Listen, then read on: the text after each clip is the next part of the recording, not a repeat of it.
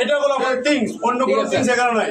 আমরা যদি আমাদেরকে যদি উনি রক্ষা করতে পারে, ব্যাংক রক্ষা করতে পারে, যে ব্যাংক টিকবে, আমাদেরকে যদি রক্ষাই করতে না পারে তাহলে কিসের ব্যাংক? আপনাকে বুঝতে এখানে আপনার ভাইয়ের টাকা আছে, ওনাদের বেতনও দিতে পারবে, এখানে আপনার ভাইয়ের টাকা আছে, আপনার বোনের টাকা আছে, আপনার শিশুদের টাকা আছে, আপনাদের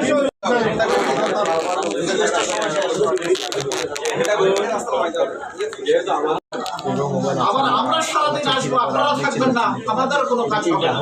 এ কারণে কিন্তু আমরা কেউ আমাদের ব্যাংকের বিরুদ্ধে আন্দোলন নয়, আমাদের ব্যাংকের পলিসির বিরুদ্ধে আন্দোলন, আমাদের সরকারের বিরুদ্ধে আন্দোলন নয়, সরকারের সচেতন করার জন্য আমাদের আন্দোলন।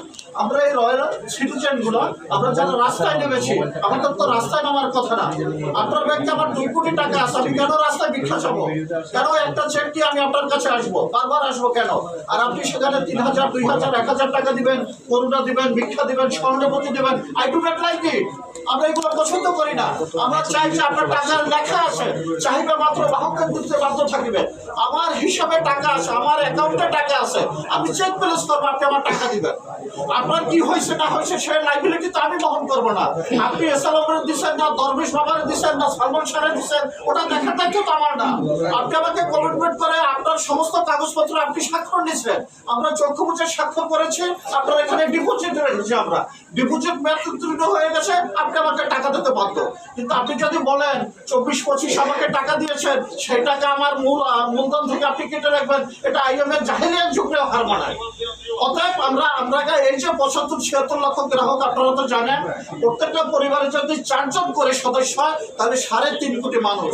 এই 3.5 কোটির অভিশাপে আপনার প্রশাসন, গভর্নর, ওই এক গভর্নর কিন্তু লক্ষ্য সেনের মতো পিছনের দরজা দিয়ে পালাই গেছে। আমরা চাই না এভাবে কোনো মানুষের মানহানি হোক। আমরা আগামী 7 তারিখ আপনারা শুনেছেন বাংলাদেশ ব্যাংকের সঙ্গে আমরা মানববন্ধন করবো, আমরা সে জায়গায় গণ অনুষ্ঠানে যাবো। আমরা যেতে চাই না, আমরা পরিবার নিয়ে অবস্থানে থাকতে চাই। আপনারা দয়া করে রাষ্ট্রের কর্তা, ব্যাংকের কর্তা, আপনারা এই ব্যাপারটা একটু আমল নিবেন দয়া করে। আপনি পুলিশ পাঠাবেন, এখানে আর্মি পাঠাবেন, ওখানে তো আমারও ভাই আছে, ওই আর্মি অফিসারের টাকাও তো এইসব ব্যাংকে আছে।